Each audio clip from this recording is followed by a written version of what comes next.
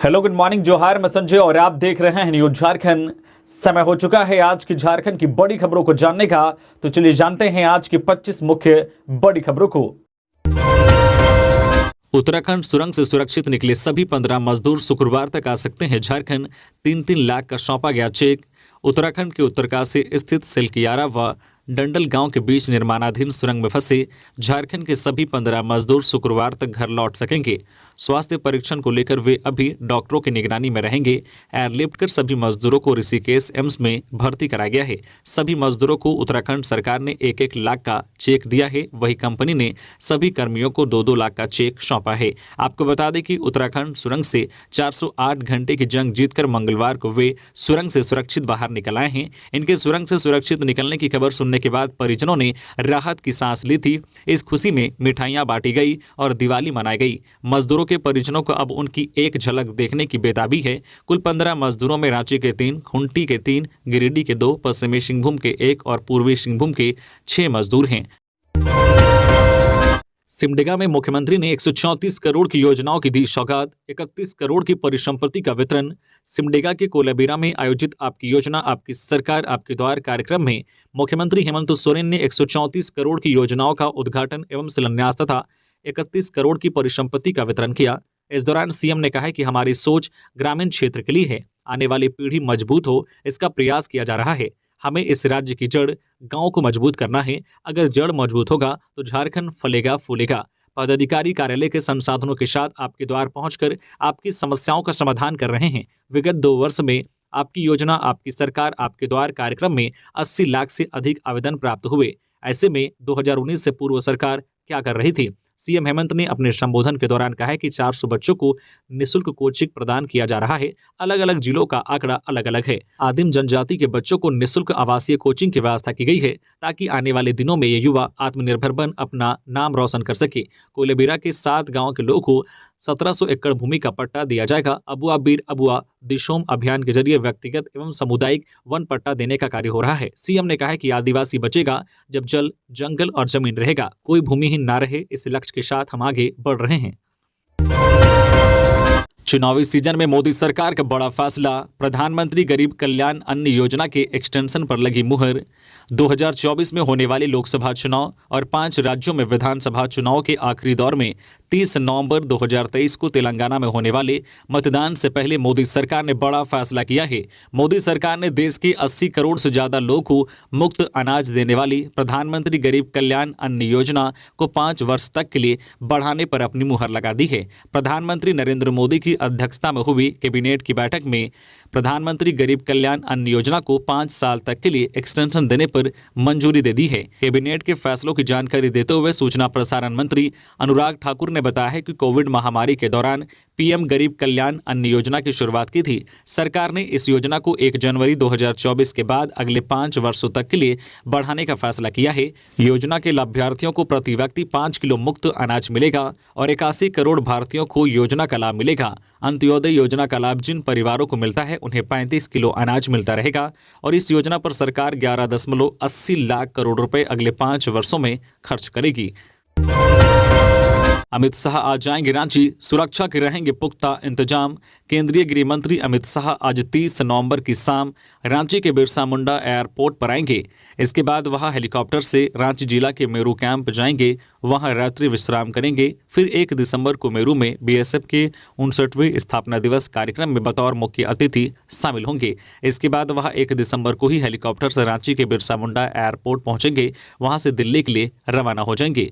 दूसरी ओर गृह मंत्री के आगमन को लेकर रांची सदर अस्पताल के चिकित्सक अलर्ट पर हैं। वरीय पुलिस अधीक्षक के निर्देश पर 5 सदस्य जो है चिकित्सा दल का गठन किया गया है। साथ ही उन्हें निर्देश दिया गया है कि 30 और 1 दिसंबर को सुबह 9 बजे से चिकित्सा दल आवश्यक दवा उपचार सामग्री के साथ बिरसा मुंडा हवाई अड्डे पर तैनात रहेंगे। इसके अलावा गृह मंत्री के आगमन को लेकर पुलिस मुख्यालय की ओर से एयरपोर्ट पर सुरक्षा के पुख्ता इंतजाम किए गए हैं। साथ ही हजारीबाग के एसपी को भी कई निर्देश दिए गए हैं। खबरों में आगे बढ़ने से पहले अगर आप अभी तक न्यूज झारखंड चैनल को सब्सक्राइब नहीं किए हैं तो प्लीज चैनल को सब्सक्राइब करके बेल आइकन प्रेस कर दीजिए, जिससे आपको झारखंड की हर छोटी बड़ी खबर का अपडेट आप तक पहुंचता रहे। तो चलिए बढ़ते हैं खबरों की ओर। डुप्लीकेट लॉटरी बनाने का भांडाफोड़, 7 आरोपी गिरफ्तार। जामताड़ा पुलिस ने डुप्लीकेट लॉटरी कारोबार का भांडाफोड़ किया है, साथ ही 7 आरोपियों को गिरफ्तार किया है। दरअसल एसपी को गुप्त सूचना मिली थी कि मेहिजाम थाना अंतर्गत अमोई ब्रिज के पास बनाया जाता है एवं बिक्री किया जाता है। एसपी के निर्देशानुसार मेहिजाम थाना अंतर्गत अमोई ब्रिज के पास स्थित बंद पड़े अमन होटल में थाना प्रभारी भास्कर झा के नेतृत्व में मेहिजाम थाना पुलिस ने बंद पड़े होटल में तलाशी के क्रम में डुप्लीकेट लॉटरी का टिकट एवं डुप्लीकेट लॉटरी बनाने के लिए प्रयुक्त उपकरण पाया। अमन होटल से कुल 7 व्यक्तियों को गिरफ्तार किया गया है। पुलिस को इस दौरान 8 लैपटॉप, 12 प्रिंटर, 5 स्टेबलाइजर, 1300 बंडल अलग अलग साइज का लॉटरी टिकट, 7 बोरा प्रिंट किया हुआ lottery ticket, 1 piece heavy paper cutting machine, 30 piece उपयोग किया हुआ कार्टेज बरामद किया गया है। गिरफ्तार आरोपियों में 2 नारायणपुर थाना क्षेत्र, 4 धनबाद जिले के निरसा, 1 गोविंदपुर थाना क्षेत्र के निवासी हैं। इन सभी के विरुद्ध मेहिजाम थाना में मामला दर्ज कर जेल भेज दिया गया है। हेमंत सरकार की वादाखिलाफी के खिलाफ जल सहियाओं ने जताया रोष, 37 माह का मानदेय अब भी बकाया। हेमंत सरकार की वादाखिलाफी के विरोध में गिरिडीह के जल सहियाओं का आक्रोश बढ़ता जा रहा है। इसी क्रम में बुधवार को जल सहियाओं के सम्मेलन में हेमंत सरकार के खिलाफ आक्रोश व्यक्त किया गया। इस दौरान सम्मेलन में जिले भर की जल सहियाओं ने हिस्सा लिया। कर्मचारी नेता अशोक सिंह ने कहा है कि हर माह हेमंत सरकार कैबिनेट की बैठक कर रही है और जल सहियाओं को लेकर बड़े बड़े घोषणाएं भी हो रही है, लेकिन एक भी पूरा नहीं हो रहा है, क्योंकि पिछले 37 माह का मानदेय अब भी बकाया है। जबकि पूर्व में कैबिनेट की बैठक में जल सहियाओं को साड़ी और मोबाइल फोन देने की घोषणा हुआ था, वह पूरा नहीं हुआ। तो दूसरे कैबिनेट की बैठक में जल सहियाओं को बकाया मानदेय भुगतान के लिए करोड़ों का बजट पास किया गया। यही नहीं, हेमंत सरकार ने पूरे राज्य भर में पोस्टर बैनर लगाए कि दीपावली और छठ में बकाया मानदेय का भुगतान किया जाएगा, लेकिन दोनों त्यौहार गुजर गए और फूटी कौड़ी का भुगतान नहीं हुआ। और दूसरी तरफ जल सहियाओं को जल जीवन मिशन से अलग कर दिया गया। जल जीवन मिशन को ठेकेदारी प्रथा से कराकर हेमंत सरकार ने जन विरोधी होने का परिचय दिया है। इधर सम्मेलन में कई जल सहियाएं मौजूद थी। बड़े पदों पर आदिवासी नहीं, इसलिए नहीं सुनते हमारी बात, सिमडेगा में बोले सीएम हेमंत। सीएम हेमंत सोरेन ने सिमडेगा में सरकार आपके द्वार कार्यक्रम के दौरान कहा है कि सरकार योजना लाती है, लेकिन कहां चला जाता है ये पता ही नहीं चलता। वो इसलिए क्योंकि पढ़ाई लिखाई वाले जगहों में आदिवासी पदाधिकारियों की कमी है। सीएम ने पूछा है कि आज कितने जगह आदिवासी समाज के लोग BDO, CO, collector, IAS, IPS, जज और पत्रकार हैं। आदिवासी पदाधिकारियों की कमी है। फिलहाल जो पदाधिकारी हैं वो हमारी बात सुनते ही नहीं हैं। इसलिए आज आदिवासी समाज को पढ़ने लिखने और आगे बढ़ने की जरूरत है। उन्होंने आगे कहा है कि इस योजना का पहला चरण हमने सफलतापूर्वक पार कर लिया, दूसरा चरण भी पार कर लिया और अब तीसरा चरण भी सफलतापूर्वक पार करेंगे। हम लोगों ने सामाजिक सुरक्षा को लेकर मजबूती के साथ राज्य में कदम बढ़ाया है। आज सामाजिक सुरक्षा सिर्फ बूढ़ा बुजुर्ग गरीब को नहीं बल्कि कर्मचारियों को मिल रहा है। ये पदाधिकारी जो आपके गांव जाते हैं वो पहले कभी नहीं जाते थे, क्योंकि पहले की सरकारों ने कभी ये बात सिखाया ही नहीं कि गांव के जरूरतमंदों के लिए कोई काम करना है। वे लोग तो अपनी सेवा के लिए कर्मचारी को लगा देते हैं, लेकिन सरकार कर्मचारियों को तनख्वाह आपकी सेवा के लिए देती है, उसको हर हाल में आपकी सेवा करना है।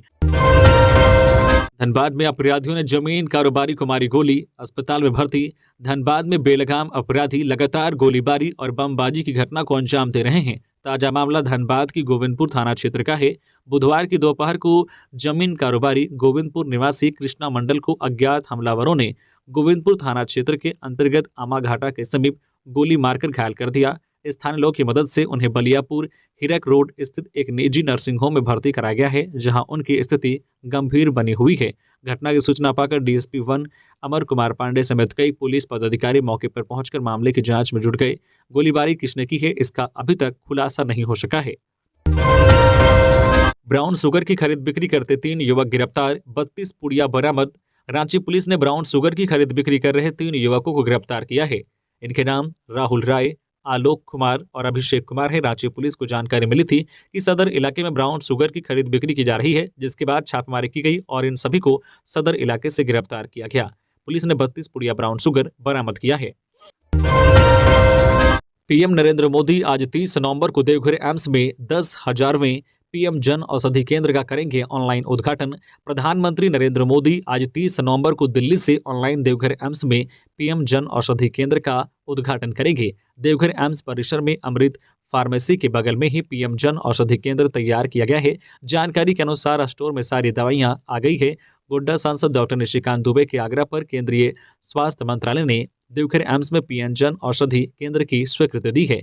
पीएमबीआई के सीईओ रवि दाधीची ने सांसद डॉक्टर निशिकांत दुबे व एम्स के निदेशक को पत्र भेजकर बताया है कि 30 नवंबर को प्रधानमंत्री द्वारा वीडियो कॉन्फ्रेंसिंग के जरिए देश के 10,000वें पीएम जन औषधि केंद्र का उद्घाटन किया जाएगा। 4 दिसंबर तक राज्य के उत्तरी हिस्से में छाए रहेंगे बादल, राजधानी में सुबह शाम कोहरा। राज्यवासियों को अब सुबह शाम बढ़ती ठंड का सामना करना पड़ रहा है। जहां सुबह और शाम राज्य भर में कोहरे का असर देखा जा रहा है, वहीं राज्य के उत्तर पूर्वी हिस्से में कहीं कहीं बादल छाए रहने की संभावना है। मौसम विज्ञान केंद्र की माने तो राज्य में 4 दिसंबर तक जो है उत्तरी पूर्वी हिस्से में बादल छाए रहेंगे। हालांकि उत्तर पूर्वी हिस्से को छोड़ दे तो अन्य जो है हिस्सों में 4 दिसंबर तक आंशिक बादल का असर देखा जाएगा। मौसम वैज्ञानिक अभिषेक आनंद की माने तो आज 30 नवंबर को राज्य के उत्तर जो पूर्वी हिस्से में कहीं कहीं जो दिन में बादल छाए रहने की संभावना है, वहीं कुछ हिस्सों में हल्के दर्जे की बारिश भी हो सकती है। इस हिस्से में धनबाद, देवघर, दुमका, गिरिडीह, गोड्डा, जामताड़ा, साहिबगंज जिला शामिल हैं। सड़क किनारे खड़े ट्रेलर में जा टकराया बाइक सवार, मौके पर हुई दर्दनाक मौत। राजधानी के बेड़ो थाना क्षेत्र के केसा मोड़ के समीप बुधवार को मांडर पथ पर सड़क दुर्घटना में बाइक सवार युवक की घटनास्थल पर ही दर्दनाक मौत हो गई। घटना दोपहर करीब 3:45 की है। वही घटना की सूचना मिलने पर एसआई दुर्गेश कुमार दलबल के साथ घटनास्थल पर पहुंचे और शव की शिनाख्त की। पुलिस ने घटनास्थल से मृतक युवक की जेब से मिले आधार कार्ड की मदद से शव की शिनाख्त की है। शव की पहचान मांडर थाना क्षेत्र के सकरा गांव निवासी खुदिया गोप के पुत्र जितेश गोप 22 वर्षीय के रूप में की गई है। पुलिस ने घटना की सूचना परिजनों को दी। जानकारी मिलते ही परिजन कुछ समय के बाद बेड़ो थाना पहुंचे। युवक के शव को देखकर परिजन विलाप करने लगे। परिजनों के अनुसार जितेश गोप अपनी बाइक से अपने गांव सकरा से बेड़ो की ओर जा रहा था। इसी बीच बेड़ो मांडर पथ पर केसा मोड़ के समीप पूर्व से खड़े ट्रेलर को उसने पीछे से धक्का मार दिया, जिससे वह गंभीर रूप से घायल होकर गिर पड़ा और घटनास्थल पर ही उसकी दर्दनाक मौत हो गई। टनल में फंसे बेटे के इंतजार में पिता की मौत। झारखंड में खुशी भी नहीं मना पाया परिवार। बिहार में परिजन 16 दिन सो नहीं पाए। उत्तराखंड की सिल्क यारा डंडाल गांव टनल में फंसे बिहार झारखंड के 20 मजदूरों को बाहर निकाल लिया गया है। झारखंड का एक परिवार बेटे के बाहर निकलने की खुशी भी नहीं मना पाया। बेटे के बाहर निकलने की खबर आने से पहले ही पिता की मौत हो गई। इधर बिहार के मुजफ्फरपुर के दीपक के पिता ने कहा है कि जैसे मछली बिना पानी के तड़पती है, वैसे ही हम भी 17 दिन से तड़प रहे थे। अब हम उसे नहीं भेजना चाहते हैं, लेकिन वह नहीं मानेगा। उधर सासाराम जिले के जो है चंदनपुरा गांव के रहने वाले सुनील विश्वकर्मा का परिवार बेटे के इंतजार में 16 दिन से सो नहीं पाया। टनल में झारखंड के 15 और बिहार के 5 मजदूर फंसे थे। परिवार अब अपने बच्चों के घर लौटने का इंतजार कर रहा है। दरअसल झारखंड के पूर्वी सिंहभूम जिले के बहदा गांव के भक्तू मुर्मू 29 वर्षीय 17 दिनों से टनल में फंसे हुए थे। मंगलवार सुबह 8 बजे उनके 70 साल के पिता बासित उर्फ जो है बारसा मुर्मू की मौत हो गई। वे अपने बेटे के बाहर आने की खबर तक नहीं सुन सके। 17 दिनों से पिता इंतजार करते रहे कि उनका बेटा अब वापस आएगा। मंगलवार को सदमे से उनका निधन हो गया। मोदी कैबिनेट ने 5 साल के लिए बढ़ाई गरीब कल्याण अन्न योजना की अवधि। मरांडी ने किया स्वागत। मोदी कैबिनेट ने गरीब कल्याण अन्न योजना की अवधि अगले 5 साल तक के लिए बढ़ा दी है। प्रदेश बीजेपी ने इसका स्वागत किया है। बीजेपी प्रदेश अध्यक्ष बाबूलाल मरांडी ने इस बाबत कहा है कि पूरे देश के गरीबों के लिए ये योजना वरदान की तरह है। इसकी अवधि को अगले 5 साल के लिए बढ़ाने के मोदी कैबिनेट के फैसले का हम स्वागत करते हैं। साथ ही उन्होंने इस योजना के लिए प्रधानमंत्री मोदी का आभार व्यक्त किया है। बता दें कि इस योजना को मोदी कैबिनेट ने बुधवार को 5 साल के लिए बढ़ाने का फैसला लिया है। मरांडी ने कहा है कि इस योजना की शुरुआत कोरोना काल में हुई थी। महामारी के समय लागू हुई इस योजना से देश के लाखों गरीबों को राहत पहुंचाई थी। गरीब कल्याण अन्न योजना गाँव और शहर सभी जगह के वंचितों के लिए राहत लेकर आई थी। कहा है कि आज भी यह योजना देश के 81 करोड़ गरीबों के लिए कल्याणकारी बनी हुई है। बता दें कि अगले 5 वर्षों में केंद्र सरकार इस योजना के क्रियान्वयन पर 11.80 लाख करोड़ रुपए खर्च करेगी। रांची में कुत्ता पाल रहे हैं तो लेनी होगी नगर निगम से अनुमति, कराना होगा रजिस्ट्रेशन। झारखंड के रांची नगर निगम क्षेत्र में रहने वाले लोगों को अब कुत्ता पालने के लिए निगम से अनुमति लेनी होगी और उनको कुत्ते का रजिस्ट्रेशन कराना होगा। निगम इस संबंध में कुत्ता पालकों को नोटिस जारी करने की तैयारी कर रहा है। हालांकि पहले भी रांची वासियों को उनके कुत्ते का रजिस्ट्रेशन कराने के लिए निर्देश जारी किए गए थे, लेकिन लोगों ने इस पर अमल नहीं किया। अब रांची नगर निगम फिर से कुत्ता पालकों को नोटिस भेजने की कयावत में लग गया है। इसके पीछे निगम का तर्क है कि कुत्ते के किसी को काटने पर उसके मालिक के खिलाफ कार्रवाई की जाएगी। ये तभी हो सकता है जब निगम के पास शहर के कुत्ता पालकों का रिकॉर्ड होगा। इस संबंध में पूर्व नगर आयुक्त प्रशांत कुमार ने बताया है कि अक्सर पालतू कुत्तों के काट लेने की शिकायत मिलती है। पालतू कुत्ते दूसरी तरह से लोगों को क्षति पहुंचाते हैं, लेकिन इस संबंध में कुत्ता पालक पर कार्रवाई नहीं हो पाती है। इन सबको रोकने के लिए कुछ दिनों पहले एक नियमावली भी तैयार की गई थी। इसमें कुत्तों को रजिस्ट्रेशन और वैक्सीनेशन आदि की बात कही गई थी, लेकिन किन्हीं कारणों से इसे नगर निगम ने पारित करने से इनकार कर दिया था। इसलिए इसे कानून का रूप नहीं दिया जा सका, लेकिन कुत्तों से होने वाली क्षति को रोकने के लिए एक गाइडलाइन का होना जरूरी है। निगम इसी आलोक में कुत्ता पालकों को नोटिस जारी करने की सोच रहा है। घाटशिला डीएसपी ने टोल कर्मी को पीटा, बीजेपी नेता कुणाल सांडगी ने शेयर किया वीडियो, जांच की मांग।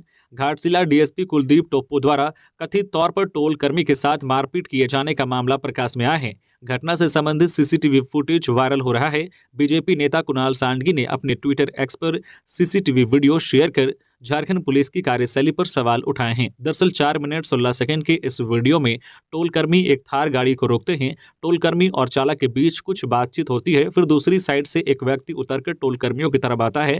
टोल कर्मियों और उस व्यक्ति के बीच कुछ बातचीत होती है। वीडियो में साफ देखा जा सकता है कि थार में ड्राइविंग सीट के बगल में बैठा व्यक्ति उतरकर टोल कर्मियों के पास आता है। थोड़ी देर कुछ बातचीत होती है और वह व्यक्ति 2 टोल कर्मियों को बारी बारी से थप्पड़ मारता है। इस दौरान वहां खड़े बाकी लोग बीच बचाव का प्रयास करते हैं। कुछ देर बाद थप्पड़ मारने वाला व्यक्ति वापस थार गाड़ी में सवार होता है और चला जाता है। इसका वीडियो शेयर करते हुए बीजेपी नेता कुणाल सांडगी ने दावा किया है कि थप्पड़ मारने वाला व्यक्ति घाटशिला का डीएसपी कुलदीप टोप्पो है। उन्होंने पुलिस पदाधिकारी पर कार्रवाई की मांग की है। विपक्ष ने झारखंड को 25 साल पीछे धकेल दिया, खनिजों की हुई लूट, सिमडेगा में बोले सीएम हेमंत। मुख्यमंत्री हेमंत सोरेन ने सिमडेगा के कोलेबिरा में सरकार आपके द्वार कार्यक्रम में विपक्ष पर जमकर हमला बोला। मुख्यमंत्री ने कहा कि झारखंड अलग राज्य के लिए हमारे पूर्वजों ने 40 साल तक संघर्ष किया। दुर्भाग्य से जब झारखंड बना तो शासन प्रशासन विपक्षियों के हाथ में चला गया। जिन लोगों ने झारखंड राज्य के गठन का विरोध किया था, दुर्भाग्य से सत्ता उनके हाथों में चली गई। जिनको झारखंड को आगे बढ़ाना था, उन्हीं लोगों ने यहां लूट मचा दी, खनिज संपदा का दोहन किया। मुख्यमंत्री ने इस दौरान महंगाई और बेरोजगारी के लिए केंद्र सरकार को भी अड़े हाथों लिया। मुख्यमंत्री ने कहा कि विपक्ष की पूर्ववर्ती सरकारों ने झारखंड को 25 साल पीछे धकेल दिया। मुख्यमंत्री ने कहा कि झारखंड गठन के बाद जब पहली सरकार बनी तो उनके पास सरप्लस बजट था, राज्य के पास पैसा भी था और खनिज संसाधन भी। तत्कालीन सरकार के पास वह तमाम संसाधन थे जिनसे झारखंड को समृद्धि और विकास के पथ पर आगे ले जा सकता था, लेकिन उन्होंने राज्य को खोखला कर दिया। गिरिडीह में नक्सलियों ने की पोस्टरबाजी, नक्सली शहीद सप्ताह को सफल बनाने के लिए पोस्टर, दहशत में ग्रामीण। गिरिडीह जिले के नक्सल प्रभावित क्षेत्र पीरटांड और मधुबन थाना क्षेत्र के आधा दर्जन इलाकों में बीती रात नक्सलियों ने पोस्टरबाजी करते हुए ग्रामीणों की नींद उड़ा दी है। बुधवार की सुबह जब लोग सोकर उठे तो देखा कि दोनों थाना इलाके के मधुबन चौक, हरलाडीह, खरपोका और पालगंज में नक्सलियों ने पोस्टर लगाकर लोगों से नक्सली शहीद सप्ताह को सफल बनाने का आह्वान किया है। नक्सलियों ने पोस्टरबाजी के जरिए लोगों से क्रांतिकारी संगठन भाकपा माओवादी से भी जोड़ने की अपील की है। इधर नक्सलियों द्वारा किए गए पोस्टरबाजी से ग्रामीणों में दहशत है। वही सूचना मिलते ही संबंधित थाना की पुलिस मौके पर पहुंचकर पोस्टर को फाड़ दिया है। जेडीयू में शामिल हुए टीएमसी नेता मधुकर सिंह, जदयू के राष्ट्रीय अध्यक्ष सांसद राजीव रंजन सिंह उर्फ ललन सिंह, बिहार सरकार के भवन निर्माण मंत्री शाह, झारखंड जदयू के प्रभारी डॉक्टर अशोक चौधरी और बिहार विधान परिषद के सदस्य एवं प्रदेश जदयू के सह प्रभारी विजय कुमार सिंह ने प्रदेश जदयू के नेताओं के साथ बैठक की। यह बैठक रांची में राजकीय अतिथिशाला में हुई। इस दौरान जदयू के राष्ट्रीय अध्यक्ष राजीव रंजन सिंह ने सदस्यता अभियान को जारी रखने के निर्देश दिया और आगामी चुनाव को देखते हुए संगठन की मजबूती पर जोर दिया। इस दौरान तृणमूल कांग्रेस झारखंड के पूर्व अध्यक्ष मधुकर सिंह ने अपने समर्थकों के साथ जदयू की सदस्यता ग्रहण की। जदयू के प्रदेश अध्यक्ष राज्यसभा सांसद खीरू महातो ने संगठन के कार्यों की जानकारी राष्ट्रीय अध्यक्ष राजीव रंजन सिंह एवं प्रदेश प्रभारी डॉक्टर अशोक चौधरी को दी। इस दौरान नेताओं ने झारखंड जदयू के नेताओं को आगामी चुनाव के मद्देनजर संगठन को बूथ स्तर तक पहुंचाने का निर्देश दिया। डाल्टनगंज, दुमका, पाकुड़ से झारखंड हाईकोर्ट में सुनवाई के लिए 3 वर्चुअल प्लेटफॉर्म का चीफ जस्टिस ने किया ऑनलाइन उद्घाटन। राज्य के 3 जिलों पलामू के डाल्टनगंज, दुमका, पाकुड़ से झारखंड हाईकोर्ट में सुनवाई के लिए 3 वर्चुअल प्लेटफॉर्म का ऑनलाइन उद्घाटन बुधवार को किया गया। हाईकोर्ट के चीफ जस्टिस संजय कुमार मिश्रा ने इस वर्चुअल प्लेटफॉर्म का उद्घाटन किया। मौके पर हाईकोर्ट के सभी जजगण, महाधिवक्ता राजू रंजन सहित कई लोग उपस्थित थे। सीएम की पत्नी और साली को माइनिंग लीज मामला, हाईकोर्ट में सुनवाई पूरी, फैसला सुरक्षित, आरोप पद का दुरुपयोग कर सीएम ने ली थी लीज। अधिवक्ता और आरटीआई कार्यकर्ता सुनील महतो की ओर से झारखंड हाईकोर्ट में खान विभाग के मंत्री रहते हेमंत सोरेन द्वारा पत्नी कल्पना सोरेन और साली सरला मुर्मू के जो फर्म को माइनिंग लीज आवंटित करने को लेकर याचिका दायर की गई थी। इस मामले में सुनवाई के बाद झारखंड हाईकोर्ट ने अपना फैसला सुरक्षित रख लिया है। इस मामले की सुनवाई चीफ जस्टिस संजय कुमार मिश्रा की अध्यक्षता वाली खंडपीठ में हुई। खंडपीठ ने दोनों पक्षों की दलील सुनने के बाद सुनवाई पूरी करते हुए फैसला सुरक्षित रख लिया है। हाईकोर्ट ने याचिकाकर्ता सुनील महतो को निर्देश दिया है कि इसी माइनिंग लीज से जुड़े पूर्व में शिवशंकर शर्मा के मामले से आपका मामला कैसे अलग है, इस पर अगर आप अपनी बात रखना चाहते हैं तो रख सकते हैं। इससे संबंधित जवाब लिखित रूप में देने को कहा है। हाईकोर्ट ने कहा है कि आप अपना जवाब 3 दिन में दायर कर सकते हैं। सीआरपी कर्मियों का बकाया मानदेय 1 सप्ताह में दे सरकार, नहीं तो उग्र आंदोलन। एक्टू ने झारखंड सरकार से सीआरपी कर्मियों का बकाया मानदेय 1 सप्ताह में देने की मांग की है। राज्य नगर निगम समेत राज्य के सभी शहरी निकाय क्षेत्र में महिला स्वावलंबन के क्षेत्र में काम कर रहे सीआरपी कर्मियों के मानदेय के लिए एक्टू ने पहल की है। कहा है कि देय समय में अगर भुगतान नहीं हुआ तो सीआरपी कर्मी उग्र आंदोलन के लिए बाध्य होंगे। इसकी पूरी जिम्मेदारी राज्य सरकार पर होगी। कहा है कि आंदोलन की तैयारी अभी से प्रारंभ कर दी गई है। लोगों से इसके लिए संपर्क किया जा रहा है। एक्टू के आह्वान पर सीआरपी कर्मी गोलबंद हो रहे हैं। इस बाबत बुधवार को रांची के जाकिर हुसैन पार्क के निकट एक्टू ने बैठक बुलाई थी। इसमें मुख्य रूप से एक्टू के प्रदेश सचिव भुवनेश्वर केवट शामिल हुए। बैठक में केवट ने कहा कि सीआरपी कर्मियों का राज्य के महिलाओं के सशक्तिकरण में अहम भूमिका है। महिला स्वयं सहायता समूह का निर्माण, इनको स्वरोजगार से जोड़ना, बैंकों से ऋण उपलब्ध कराना इनका मुख्य काम है। साथ ही सीआरपी कर्मी वार्डों में संचालित निगम के कार्यों के प्रति लोगों में जागरूकता पैदा करते हैं। अवैध खनन मामला, विजय हांसदा से जुड़ी जानकारी लेने तीसरी बार साहिबगंज पहुंची सीबीआई। अवैध खनन मामले में विजय हांसदा से जुड़ी जानकारी लेने के लिए सीबीआई की टीम बुधवार को तीसरी बार साहिबगंज पहुंची। टीम में सीबीआई के 4 पदाधिकारी शामिल थे।